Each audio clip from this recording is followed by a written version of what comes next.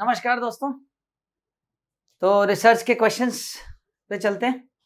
पहला क्वेश्चन आपके इस टेस्ट का, identification of a research problem involves, शोध समस्या की पहचान में शामिल क्या है? देखिए दोस्तों, शोध समस्या या रिसर्च प्रॉब्लम रिसर्च के मेथड्स का पहला स्टेप है। पूरी रिसर्च की जो प्रक्रिया है उसमें टोटल 6 स्टेप्स हैं और उसका पहला स्टेप है आइडेंटिफिकेशन ऑफ रिसर्च प्रॉब्लम, शोध समस्या की पहचान। यह रिसर्च का पहला स्टेप है। बिना समस्या के शोध नहीं होता। समस्या नहीं तो शोध नहीं। तो उसने कहा कि शोध समस्या की पहचान में क्या शामिल। अब जब आप शोध की समस्या की पहचान करते हो तो सबसे पहला काम यह तो निश्चित है कि आप जिस सब्जेक्ट में शोध कर रहे हैं उसी सब्जेक्ट के एरिया को चुनेंगे। अगर आप कॉमर्स में एमए किया है आपने और कॉमर्स आपका सब्जेक्ट है तो कॉमर्स में शोध करेंगे। अगर आपका फिजिक्स सब्जेक्ट है तो फिजिक्स में शोध करेंगे। अगर आपका मैथ्स सब्जेक्ट है तो मैथ्स में करेंगे। लेकिन उस सब्जेक्ट में भी आपका एक पर्टिकुलर एरिया होता है जो आपका पसंद का होता है या जिसमें आपको काम करना होता है, तो वो सिलेक्शन करते हैं उस एरिया का, एक ब्रॉड एरिया, एक लार्जर एरिया का आप सिलेक्शन करते हैं और फिर उस लार्जर एरिया, उस बड़े क्षेत्र में से आप एक छोटा, एक फोकस्ड क्षेत्र, फोकस्ड एरिया सिलेक्ट करते हैं और फिर उसमें से फोकस्ड एरिया, एक्चुअली बड़े एरिया को एक सब ग्रुप में बदल देते हैं, सब एरिया में, है ना, उप क्षेत्र में। फिर उस सब एरिया में आप एक पर्टिकुलर प्रॉब्लम को आइडेंटिफाई करते हैं और उस प्रॉब्लम को आप अपनी समस्या, शोध समस्या बना लेते हैं। तो आपको ये बताना है कि ये जो 5 पॉइंट्स हैं, इन 5 पॉइंट्स में से कौन कौन से पॉइंट्स हैं जो शोध समस्या की पहचान में शामिल हैं। तो क्या सिलेक्शन ऑफ एकेडमिक एरिया शामिल है? हाँ, एकेडमिक क्षेत्र का चयन तो आप करते ही हो कि आपने कौन सा एकेडमिक एरिया चुनना है, तो ये तो सही है बिल्कुल। डिमार्केशन ऑफ स्टडी एरिया, अब उस एकेडमिक एरिया में से आप अपने जो स्टडी एरिया है, जो अध्ययन क्षेत्र है, उसका सीमांकन करते हो, डिमार्केशन करते हो। इसको कहते हैं सब ग्रुप बनाना, सब ग्रुप या सब एरिया। ये हो गया ब्रॉड एरिया, है ना, व्यापक क्षेत्र, उसके बाद उप क्षेत्र। Rejection of personal collective choices, तो बी तो सही है, लेकिन आप पर्सनल और कलेक्टिव चॉइस को रिजेक्ट थोड़ी करते हो, आप तो उसको शामिल करते हो, है ना। आप पर्सनल चॉइस भी लेते हो और कलेक्टिव चॉइस का मतलब आपकी जो गाइड की चॉइस है या और आपके प्रोफेसर्स की चॉइस है, तो वो आप दोनों काम में लेते हो। पर्सनल चॉइस को भी देखते हो और उसको भी देखते हो, रिजेक्ट नहीं करते आप, संकलनात्मक चयन का बहिष्कार नहीं करते। Specific topics with in the area. अच्छा, यहां मैं रोक के आपको एक बात बताता हूं। स्मार्ट वर्क, स्मार्ट वर्क ये कहता है कि आपने देखा कि ए और बी सही है और सी गलत है, तो सी गलत है तो ये तो रिजेक्ट हो गया। इसमें ए नहीं है इसलिए ये भी रिजेक्ट हो गया। ए और बी सही है, इसमें सी नहीं है, और इसमें सी है, ये भी रिजेक्ट हो गया। 5 में से अभी 3 ही देखे थे, आंसर आ चुका है, ए, बी और डी। एग्जाम में ये स्मार्ट वर्क आपको करना है, एलिमिनेशन तरीका बोलते हैं इसको। अब बाकी मैं तो यहां पर तो सारे आपको सिखाऊंगा। Specific topics with in the area, हाँ, अब आपने सब एरिया चुन लिया, उसके बाद आप उस सब एरिया में भी अपने विशिष्ट विषय का चयन करते हैं, बिल्कुल सही बात है, स्पेसिफिक टॉपिक का चयन करते हैं। अब मुझे ये टॉपिक पर समस्या करनी, तो डी सही है। मैनेजमेंट ऑफ फाइनेंशियल सोर्सेज, देखिए जब आप समस्या चुन रहे होते हो उस वक्त आप वित्तीय स्रोतों का मैनेजमेंट नहीं करते, ये वो समय नहीं है करने का। तो ए, बी और डी सही जवाब है। चलिए आगे बढ़ते हैं। सेकंड क्वेश्चन है पार्टिसिपेटरी रिसर्च के बारे में, प्रतिभागी शोध। देखिए प्रतिभागी शोध या पार्टिसिपेटरी रिसर्च के बारे में मैं आपको बता दूं कि ये क्वालिटेटिव रिसर्च में आता है, यानी गुणात्मक शोध में आता है। और क्वालिटेटिव रिसर्च या गुणात्मक शोध में जब आप किसी कल्चर, किसी संस्कृति, किसी ट्राइब या कुछ किसी कम्युनिटी के बारे में अध्ययन करना चाहते हो और वहां जाके आप खुद साथ उनके रह करके उनके बारे में आप स्टडी करते हो, ऑब्जर्व करते हो, तो उसे पार्टिसिपेटरी रिसर्च या प्रतिभागी शोध कहते हैं। और ये किसी कम्युनिटी के ऊपर होता है, किसी ग्रुप पर नहीं होता, किसी गवर्नमेंट के लिए नहीं होता और इंडिविजुअल के लिए नहीं होता, ये कम्युनिटी बेस्ड होता है, समुदाय बेस्ड, है ना। अच्छा, ग्रुप और समुदाय में भी फर्क होता है। समुदाय या कम्युनिटी एक ऐसे ग्रुप को बोलते हैं जो एक खास कल्चर, एक खास ट्राइब, एक खास कैटेगरी का होते हैं। जैसे मान लीजिए एक ही तरह के लोग जो एक ही पेशे से संबंधित हो, या एक ही धर्म से, या एक ही समाज से, या एक ही कल्चर संस्कृति से, तो वो एक तरह के जो लोग होते हैं उनका जो ग्रुप होता है उसे कम्युनिटी कहते हैं। ग्रुप तो किसी का भी हो सकता है, 4 दोस्तों का ग्रुप भी हो सकता है, तो इसलिए कम्युनिटी शब्द जो है यहां पर हम चुनेंगे। चलिए आगे बढ़ते हैं, थर्ड क्वेश्चन पे चलते हैं। थर्ड क्वेश्चन आपके सामने हाजिर है दोस्तों, which of the following is incorrect? कौन सा कथन गलत है ये हमको बताना है। तो पहला है observational methods are used in both correlational and experimental research. प्रेक्षण पद्धति, प्रेक्षण, ऑब्जर्वेशन, अवलोकन, ये सह संबंध वाले कोरिलेशनल रिसर्च में भी होता है और एक्सपेरिमेंटल प्रायोगिक में भी होता है। बिल्कुल सच बात है, ये दोनों में होता है, तो 1 तो सही है ना। फिर सेकंड स्टेटमेंट अब हमको चुनना है गलत कौन सा है। सेकंड है एक्स पोस्ट फैक्टो रिसर्च जो है वो ऐसा डेटा लेता है जो आप हाइपोथेसिस से पहले कलेक्ट कर चुके होते हो। हाँ बिल्कुल, ये बात भी एकदम सही है, ये भी गलत नहीं है। एक्स पोस्ट फैक्टो में हाइपोथेसिस नहीं होती है, पहले डेटा कलेक्ट कर लेते हो आप, हाइपोथेसिस पहले नहीं होती है। और दूसरी बात ये है कि एक्स पोस्ट फैक्टो तो जो बीत चुका उसी का डेटा कलेक्ट कर रहे हो।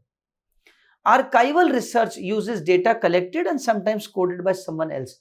मैं आपको बता दूं, आर्काइवल रिसर्च, पुरातात्विक शोध का मतलब क्या है। देखिए ऐसा डेटा, ऐसा आंकड़े जो आप, आर्काइव्स का मतलब होता है कलेक्शन। जैसे आपको पुराना किसी ने डेटा कलेक्ट कर लिया और पुराना कोई आंकड़े प्रदत्त संग्रहण कर लिया, some data has been collected before, और फिर उस डेटा को आप जो कलेक्शन करते हैं, जैसे म्यूजियम है या आर्टिफैक्ट्स का जो कलेक्शन है, लाइब्रेरी है, ये सब आर्काइव्स कहलाते हैं अंग्रेजी में। हिंदी में कहते हैं संग्रहालय एक तरह से। तो जब आप एक जैसे चीजों का, चाहे वो डेटा हो, चाहे वो किताबें हो, चाहे वो आर्टिफैक्ट्स हो, जब एक जैसी चीजों का या काफी सारी चीजों का एक जगह इकट्ठा कर लेते हैं, पहले कोई किसी ने कलेक्ट कर लिया, फिर उसका एक जगह पूरा संग्रहालय बन गया, उसको आर्काइव कहते हैं। तो आर्काइव में आप जो है ऐसा शोध कर रहे हो जिसमें आप आर्काइवल डेटा यूज कर रहे हैं, यानी पुरातात्विक आप डेटा यूज कर रहे हैं, तो बिल्कुल सही बात है, वो किसी और ने कलेक्ट किया और आप इस्तेमाल कर रहे हो, तो ये भी सही है।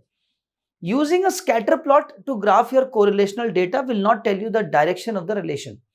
अपने सहसंबंधी आंकड़े लिखने के लिए स्कैटर प्लॉट का उपयोग करने से आपको धनात्मक या ऋणात्मक की दिशा पता नहीं चलेगी। You do not get the direction of the relation.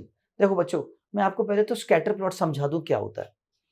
देखो इन वीडियो से आपको ये बहुत फायदा होगा, मैं आपको थ्योरी भी साथ साथ समझाता जा रहा हूं, हर क्वेश्चन के साथ मैं आपको पूरा टॉपिक का थोड़ा सा आइडिया दे दूंगा। देखिए स्कैटर प्लॉट एक ऐसा ग्राफ होता है जो डेटा जो भी आप कलेक्ट करते हो, है ना, डेटा ऑफ वेरिएबल्स, आप 2 वेरिएबल्स का डेटा कलेक्ट करते हो, ठीक है, कोरिलेशनल रिसर्च में 2 अलग अलग चरों का आप डेटा कलेक्ट करते हो और उनको बिंदुओं से अलग अलग आप निरूपित करते हो। एक डेटा इधर होता है और एक डेटा इधर होता है ना, ये बढ़ रहा है तो ये भी बढ़ रहा है, एक यहां आ गया, एक यहां आ गया, है ना, एक यहां आ गया, एक यहां आ गया, यहां आ गया। इस तरह से ये जो अलग अलग बिंदु आपने किए, ये स्कैटर प्लॉट कहलाता है।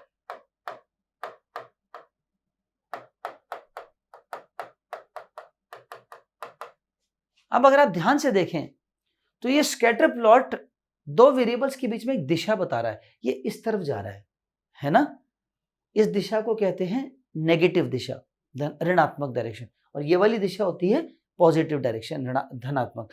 तो स्कैटर प्लॉट एक ऐसे ग्राफ को बोलते हैं जो बिंदुओं से, डॉट्स से, जो भी आपके वेरिएबल्स का डेटा है उनका रिलेशन ग्राफ के द्वारा बिंदुओं से आप उसको आइडेंटिफाई करते हो और फिर उस बिंदुओं से एक ग्राफ बनता है और उस ग्राफ की दिशा, उस डायरेक्शन से पता चलता है पॉजिटिव जा रहा है कि नेगेटिव जा रहा है। पॉजिटिव का मतलब एक वेरिएबल के बढ़ने से दूसरा भी बढ़े या एक के घटने से दूसरा भी घटे, और नेगेटिव मतलब एक बढ़े और दूसरा घटे। तो स्कैटर प्लॉट जो है वो डायरेक्शन बताता है, जबकि हमारे उस स्टेटमेंट में क्या लिखा था, स्कैटर प्लॉट डायरेक्शन नहीं बताता। तो ये स्टेटमेंट हमारा गलत है और इनकरेक्ट ही पूछ रहा है कौन सा वाला है, तो चौथा वाला। तो आशा करता हूं आपके समझ में आ गया होगा। चलिए अब आगे बढ़ते हैं, चौथे क्वेश्चन पे चलते हैं। चौथा क्वेश्चन है, which method is appropriate to reduce random error? यादृच्छिक त्रुटि को कम करने के लिए कौन सी विधि उपयुक्त है? अब देखिए इस क्वेश्चन में सबसे ज्यादा बच्चा जो गलती करता है ना, वो यादृच्छिक त्रुटि देखने की बजाय वो ज्यादातर हम क्या करते हैं, ये इस क्वेश्चन की आपको ट्रिक सिखाता हूँ। ज्यादातर एग्जाम में भी इस तरह के जो क्वेश्चन आते हैं ना, वो ज्यादातर ये वाले आ रहे हैं जिसमें मेजरमेंट एरर या सैम्पलिंग एरर के बारे में पूछता है कि सैम्पलिंग एरर, अच्छा ये क्वेश्चन कई बार आ गया, सैम्पलिंग एरर को कम करने के लिए हमें क्या करना चाहिए, तो हर बच्चा जवाब दे देता है सैंपल का साइज बड़ा कर दो तो सैम्पलिंग एरर कम हो जाता है। या जो निदर्शन त्रुटि है वो कम करने का तरीका है कि आप निदर्श का आकार बड़ा ले लो, सैंपल का साइज बड़ा ले लो तो सैम्पलिंग एरर कम हो जाता है। आप ध्यान से देखिएगा, सैम्पलिंग एरर की बात नहीं कर रहा, यहाँ पे रैंडम एरर की बात कर रहा है, यादृच्छिक त्रुटि। और रैंडम एरर का मतलब क्या होता है कि जब आप कोई एक्सपेरिमेंट करते हो और उसका जो रिजल्ट आता है, वो एक्सपेरिमेंट तो रैंडम कर रहे हो ना, आप सिक्का उछाला या कोई भी एक्सपेरिमेंट किया तो वो तो रैंडम है, कुछ भी रिजल्ट आ सकता है। आपने कोई एक्सपेरिमेंट किया, कोई रिसर्च में कुछ आपने प्रयोग किया, तो उसका रिजल्ट आया, वो तो एक बार आ गया तो रैंडम है, तो उसको दोबारा करेंगे और मान लो वो नहीं आया जो पहले था, इसका मतलब वो पहले वाला गलत है। तो ये जो त्रुटि है, ये जो एरर है रैंडम का, ये कम कैसे करें? तो आप एक ही एक्सपेरिमेंट को सेम कंडीशंस में जब आप बार बार करोगे तो उसकी रैंडमनेस, उसकी त्रुटि कम हो जाएगी, वो जो उसके यादृच्छिक त्रुटि है वो कम हो जाएगी। तो इसका मतलब लार्ज सैंपल साइज इसका आंसर नहीं है, ज्यादातर बच्चे इसमें ये चुन लेते हैं, सैंपल साइज लार्ज करने वाला एरर, ये आंसर तब देना जब सैंपलिंग एरर की बात करें। यहां पर तो ये है कि एक ही एक्सपेरिमेंट को एक बार, हर बार एक समान रूप से बार बार उसको चेक करो, administering the treatment the same way every time, ये आंसर है इसका, कि एक ही एक्सपेरिमेंट को बार बार आप करोगे तो रैंडमनेस उसकी कम हो जाएगी, यादृच्छिक त्रुटि कम हो जाएगी। चलिए आशा करता हूं समझ आ गया होगा। आगे बढ़ते हैं दोस्तों।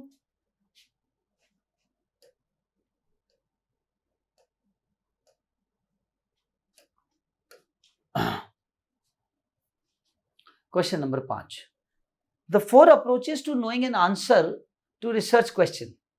कर्लिंगर के अनुसार शोध के प्रश्न का उत्तर देने के लिए वो 4 दृष्टिकोण कौन कौन से? कर्लिंगर ने 4 उपागम दिए थे, he gave to 4 approaches of answering the research question. तो देखिए कर्लिंगर की 4 अप्रोच थी। पहली अप्रोच थी, अगर रिसर्च क्वेश्चन का आंसर चाहिए तो जिद्दी बन जाओ, है ना, मेथड ऑफ टेनेसिटी, दृढ़ता। ये तो वैसे भी कर्लिंगर के द्वारा दिया गया, ठीक है, लेकिन वैसे भी आप देखें नॉर्मल जीवन में भी अगर हमें शोध, तो खैर 3 साढ़े 3 साल का एक लंबा कार्यक्रम होता है, जीवन में भी आपको कोई भी चीज चाहिए होती है तो हिम्मत हारने से कभी भी नहीं मिलती, दृढ़ता, जिद्दीपना होना बहुत जरूरी है। तो मेथड ऑफ टेनेसिटी पहला वाला एकदम सही है, ए सही है ना। अब मैं आपको एक बहुत अच्छा तरीका, वही एलिमिनेशन मेथड स्मार्ट वर्क सिखाऊंगा। मेथड ऑफ इंट्यूशन, अंतर्ज्ञान विधि, बिल्कुल शोध में आपका इंट्यूशन होना बहुत जरूरी है। एक्चुअली हाइपोथेसिस क्या है? इंट्यूशन ही तो है। जो आप हर शोध में हाइपोथेसिस बनाते हो वो क्या चीज है? इंट्यूशन ही तो है। आप अंतर्ज्ञान से अपने सोचते हो कि इसका आंसर ये होना चाहिए और फिर उसको चेक करते हो। मेथड ऑफ अथॉरिटी, बिल्कुल प्राधिकार होना बहुत जरूरी है, आपको अथॉरिटी अपनी लगानी पड़ेगी तभी तो आप कोई शोध को कर पाओगे। और मेथड ऑफ साइंस, बिल्कुल शोध एक साइंस है, एक विज्ञान है। तो ए बी सी डी चारों सही हैं, आपको 4 ही चाहिए थे। मेथड ऑफ क्रिएटिविटी, सृजनात्मकता, देखिए सृजनात्मकता हमेशा रिसर्च क्वेश्चन आंसर देने में नहीं लगती, सृजनात्मकता तो हाइपोथेसिस बनाने में लगती है, आंसर देने में नहीं लगती। रिसर्च क्वेश्चन का आंसर ढूंढने में जो अप्रोच है वो क्रिएटिव हो जरूरी नहीं होता। और मेथड ऑफ नॉन फंक्शनैलिटी, नहीं, नॉन फंक्शनैलिटी तो बिल्कुल भी नहीं। तो चलिए इसका आंसर देखते हैं हम, ए बी सी डी कहां पर है ढूंढते हैं। अब देखिए एक चीज आपने देखी कि जैसे ही हमने देखा कि ए सही था और बी सही था, तो ए सिर्फ एक ही ऑप्शन में है और किसी में भी नहीं है, तो ये आंसर आ गया, है ना। ये भी एक स्मार्ट वर्क देखने का तरीका होता है। चलिए आगे बढ़ते हैं। Question number 6, characteristic of scientific method of research are. देखिए शोध का जो वैज्ञानिक विधि है, साइंटिफिक मेथड है, शोध को साइंटिफिक या वैज्ञानिक क्यों कहते हैं? सबसे पहली चीज, शोध में एम्पिरिसिज्म होता है, इसलिए वैज्ञानिक कहते हैं। अनुभववाद, एम्पिरिसिज्म का मतलब होता है कि आपका अनुभव इसमें शामिल होना चाहिए। एम्पिरिकल का मतलब एक्सपीरियंस, एम्पिरिकल शब्द जो आपको बहुत मिलेगा रिसर्च में। एम्पिरिकल मतलब एक्सपीरियंस, अनुभववाद, अनुभवजन्य भी बोलते हैं शोध। तो ये किसी भी चीज की साइंटिफिकनेस होना या किसी भी चीज के अंदर वैज्ञानिकता होना, उसमें अनुभव वैज्ञानिकता में आता है। दूसरी चीज आती है ऑब्जेक्टिविटी, वस्तुनिष्ठता, मतलब निष्पक्ष होना, आपका पक्ष उसमें शामिल नहीं हो, आप फेयर काम करें, है ना, ये भी साइंटिफिक है। अब देखिए ए और बी राइट है, मैं वापस वही स्मार्ट वर्क पे आता हूं, ए और बी राइट है और ए और बी कितनों में है पहले ये देखेंगे। तो हमने पाया कि इसमें नहीं है ए और बी, इसमें भी नहीं है, तो हमारा आंसर दो में से एक है, ए बी डी ई और ए बी सी एफ। अब एक और चेक करते हैं, आंसर आ जाएगा। तो हमने देखा कि ये सही है, ये सही है, ए और बी सही है। सिस्टमैटिक, बिल्कुल, कोई भी चीज साइंस जो साइंटिफिक, जब अपन कोई बात कह रहे हैं तो विज्ञान क्या है, साइंस सिस्टमैटिक है। कोई भी चीज अगर आप साइंटिफिकली कर रहे हो तो उसको आपको एक अनुशासित तरीके से, सिस्टमैटिकली, व्यवस्थित तरीके से, प्लान्ड तरीके से करना पड़ता है। तो सी भी सही है। अब हमारा आंसर तो आ चुका है। गोपनीय नहीं होना चाहिए, बल्कि सबके लिए क्लियर हो, ट्रांसपेरेंट हो। सिक्योरिटी रिलेटेड नहीं, सुरक्षा से संबंधित बिल्कुल नहीं। हाँ, भविष्य सूचक होती है, प्रिडिक्टिव होती है कि क्या आंसर आ सकता है, क्या रिजल्ट हो सकता है। तो ए बी सी और एफ हमारा आंसर है। तो ए बी सी एफ जो है वो ये रहा। तो दोस्तों आगे बढ़ते हैं, नेक्स्ट क्वेश्चन पे चलते हैं। Question number 7। एक शोध में उसने कहा, research setting, participants may act differently because they think they are getting special attention. मतलब अगर किसी पार्टिसिपेंट को यह पता चल जाए कि उसे ऑब्जर्व किया जा रहा है। अब देखिए, आप खुद सोचिए, अगर आप किसी व्यक्ति को चोरी छिपे अवलोकन करते हैं, ऑब्जर्व करते हैं, चुपचाप आप किसी को चोरी छिपे देखते हैं कि कैसा बिहेव करता है, तो आपको उसका ओरिजिनल बिहेवियर पता चलेगा। लेकिन अगर आप किसी व्यक्ति को, अगर किसी पर्सन को आप ऑब्जर्व कर रहे हो, देख रहे हो, और उसे पता चल जाए कि आप उसे देख रहे हो, तो क्या वो अपना ओरिजिनल बिहेवियर करेगा? नहीं करेगा। तो आपका जो डेटा आएगा ऑब्जर्वेशन का, अवलोकन का, वो एक्चुअल नहीं आएगा, उसमें इफेक्ट आ जाएगा, गड़बड़ हो जाएगी। उस इफेक्ट को कहते हैं हॉथॉर्न इफेक्ट। हॉथॉर्न इफेक्ट एक ऐसा इफेक्ट होता है जिसमें व्यक्ति, जो अवलोकन जिसको किया जा रहा है, उसे पता चल जाता है कि मेरे को अवलोकन किया जा रहा है। A person who is being observed knows that he is being observed, then his actual behaviour does not come out, he poses, वो सही उसका वास्तविक बिहेवियर नहीं आता सामने। तो देखिए, participant may act differently because they think they are getting special attention. तो पार्टिसिपेंट है ना, वो उसको पता चल जाएगा मुझे स्पेशल अटेंशन मिल रहा है, मुझे देखा जा रहा है, तो वो उसका बिहेवियर चेंज हो जाएगा, वो अपने ओरिजिनल बिहेवियर की तरह नहीं करेगा। इसको हॉथॉर्न इफेक्ट कहते हैं, हॉथॉर्न प्रभाव। और मैं आपको बाकी के ऑप्शंस भी समझाऊंगा। मेरे एक आदत है कि आपको हर एक क्वेश्चन में मैं सारे ऑप्शन समझाता हूं, तो तभी इससे आपको क्या ज्ञान, लर्निंग जो है वो ऐसे ही मिलती है। हॉथॉर्न इफेक्ट इसका आंसर है अटेंशन डेफिसिट, ध्यान की कमी होना। नहीं, अगर कोई व्यक्ति को अटेंशन डेफिसिट है तो क्या अलग तरीके से बिहेव करेगा? नहीं, ऐसा नहीं। हाँ, एक्टर्स को जरूर, जो ये जो फिल्म एक्टर्स होते हैं, इनको लगता है मेरे को अटेंशन मिलना चाहिए, आम आदमी को ऐसा नहीं होता। तो ये तो एक स्पेशल केस हो गया। जंग इफेक्ट, देखिए जंग इफेक्ट जो है ना, जंग एक साइकोलॉजिस्ट था और उसकी थ्योरी थी, जंगियन थ्योरी बोलते हैं उसको। जंग ने थ्योरी दी थी कि अगर कोई व्यक्ति के दिमाग में, सबकॉन्शियस माइंड में कोई चीज अगर है, पहले से आपके सबकॉन्शियस माइंड में कोई चीज है, कोई चीज घर की हुई है या कोई पहले से ख्याल है, तो आपका जो बिहेवियर है, जो साइकोलॉजिकल कैरेक्टर है, उसके हिसाब से चेंज हो जाता है, आपकी सोच वैसी हो जाती है। तो जंग इफेक्ट तो वो है। और मार्लोव इफेक्ट तो हॉथॉर्न का ही दूसरा नाम है। तो ये सारे आंसर नहीं है। चलिए आगे बढ़ते हैं। हॉथॉर्न इफेक्ट इंपॉर्टेंट है, हॉथॉर्न प्रभाव। अब आपको समझ में आ गया हॉथॉर्न इफेक्ट क्या है। किसी आदमी को पता चल जाता है कि उसे देखा जा रहा है, तो वो अपना ओरिजिनल बिहेवियर नहीं कर पाता, उस इफेक्ट को हॉथॉर्न इफेक्ट कहते हैं। नेक्स्ट क्वेश्चन, 8वां question. Empirical research in social sciences associated with, सामाजिक विज्ञान में जो अनुभवजन्य शोध है, एम्पिरिकल मतलब अनुभवजन्य, ठीक है।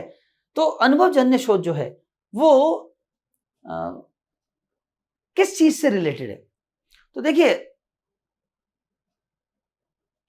सोशल साइंस में, सामाजिक विज्ञान में जब आप कोई शोध करते हो, कोई प्रयोग करते हो, अनुभवजन्य मतलब आप कहीं जाके प्रयोग कर रहे हो, कुछ भी कर रहे हो, तो उसके पीछे जो फिलॉसफी होती है ना, वो पॉजिटिविस्ट फिलॉसफी होती है, सकारात्मक दर्शन होता है कि कोई भी चीज आप कर रहे हैं या कोई भी चीज को एक्सपेरिमेंट कर रहे हैं, तो आप में उसमें बिलीव है, आपको, आप विश्वास करते हैं कि इससे रिजल्ट आएगा, है ना। रिलीजियस प्रैक्टिस नहीं है ये, आप धार्मिक प्रथा को फॉलो नहीं कर रहे हैं। और फिक्शनल नरेटिव काल्पनिक कथानक नहीं है। आप ऐसा नहीं सोचते कि ऐसी चीज है ही नहीं, तो कल्पना है मेरी, नहीं, बल्कि आपके अंदर एक सकारात्मक दर्शन है, एक पॉजिटिव फिलॉसफी है कि ये चीज मुझे मिलेगी या ये सही है या इसका रिजल्ट आएगा।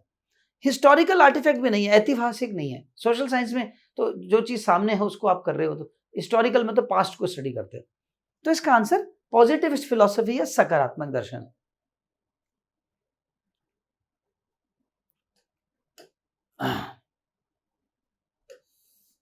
Next question number 9, a variable that measures the effect of a manipulated variable is. अब देखिए इस क्वेश्चन में ध्यान से देखना, मैं वेरिएबल की आपको याद दिला दूं, आपने मेरे से थ्योरी में पढ़ा होगा और जो बैच चल रहा है उसमें भी आप बच्चे पढ़ते हैं।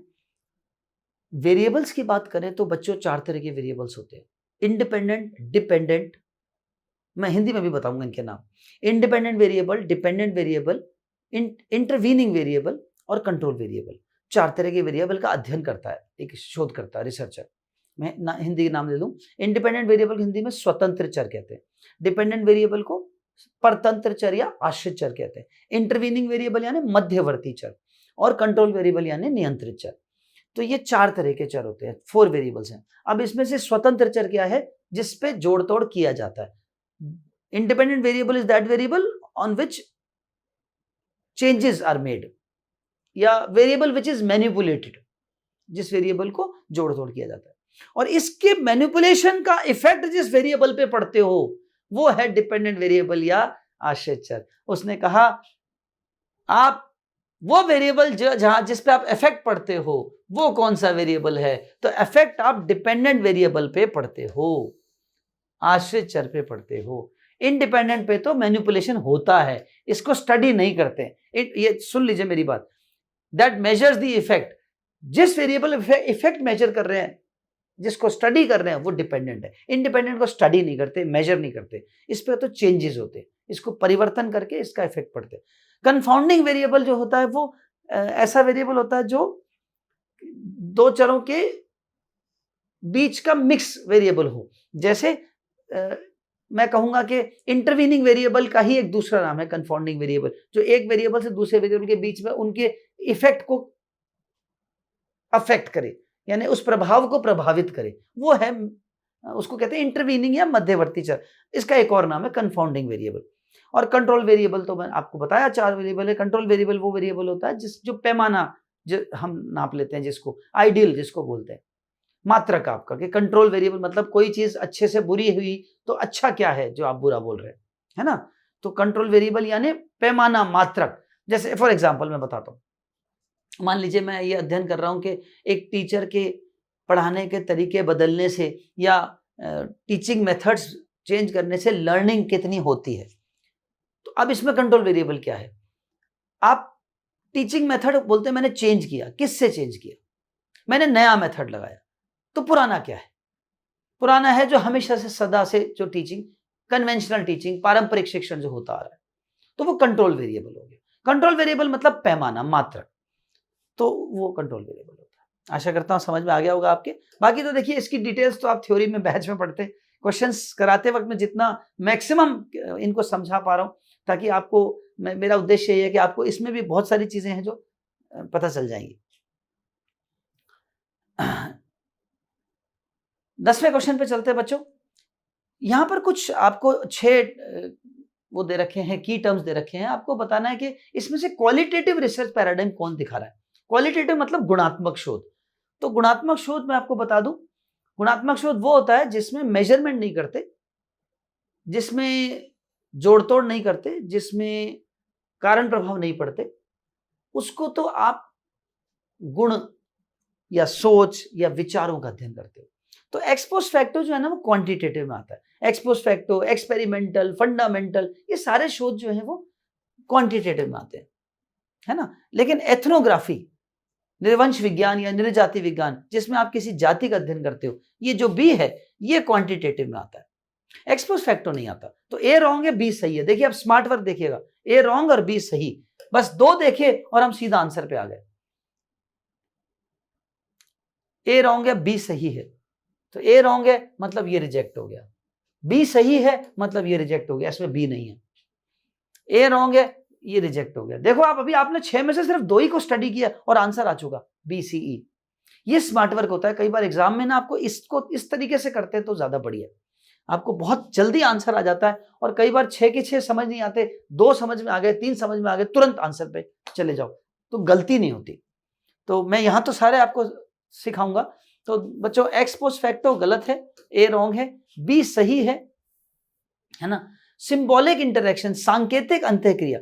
अब देखिए जब कोई व्यक्ति सांकेतिक अंतःक्रिया कर रहा है, एक व्यक्ति दूसरे व्यक्ति से संकेतों बात करता है, तो संकेतों का स्टडी करना तो क्वालिटेटिव है। आप उसके गुणों को, किसी की शारीरिक भाषा, सांकेतिक भाषा समझना, ये तो गुण की बात है, तो ये सही है। ये भी डिस्क्रिप्टिव सर्वे, विवरणात्मक सर्वेक्षण नहीं। जब आप कोई चीज डिस्क्राइब करते हो तो उसकी फैक्ट्स एज इट इज रख देते हो, उसमें गुणों का अध्ययन नहीं होता, और ये ज्यादातर क्वांटिटेटिव में आता है। नरेटिव जो है, जब आप कोई चीज को नरेट करते हो, वृतांत बताते हो, कोई चीज के बारे में बता रहे हो, तो आप अपने विचारों को रख रहे हो, ये क्वालिटेटिव है, गुणात्मक है। एक्सपेरिमेंटल जो है ये क्वांटिटेटिव या मात्रात्मक होता है।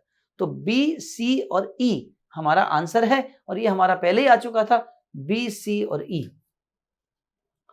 तो दोस्तों ये 10 क्वेश्चन आपके सॉल्व कराए मैंने, और थ्योरी भी कराई। बाकी अगली क्लास में, बाकी नेक्स्ट पेपर में आप मेरे वीडियोस देखिए। नमस्कार।